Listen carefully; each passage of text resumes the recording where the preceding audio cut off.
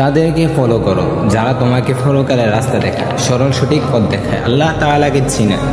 তুমি তাদেরকে ফলো করো না যারা তোমাকে জাহান্নামের নিকটে নিয়ে যাচ্ছে, জাহান্নামের আগুনে নিক্ষেপ করার জন্য তোমার পিছনে লেগে গেছে।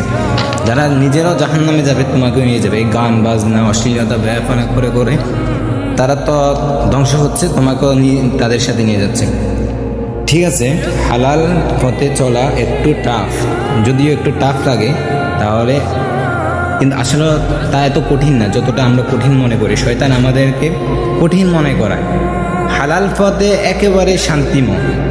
তুমি একবার আল্লাহ তাআলার রাস্তায় ফিরে আসো, দেখো হারাম থেকে হালাল অনেক মজাদার।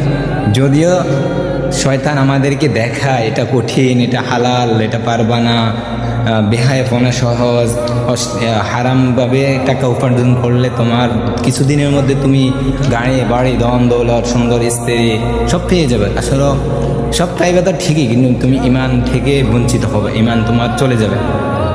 আর যখন তুমি হালাল পথে আসবে, আল্লাহ তাআলার দিকে আসবে, তখন দেখবে কি, তখন দেখবা যখন তোমার সব হারাই গেছে কিন্তু আল্লাহ তাআলাকে পেয়ে গেছো, হালাল পথে আসো, ওই সময় তোমার সব কিছুই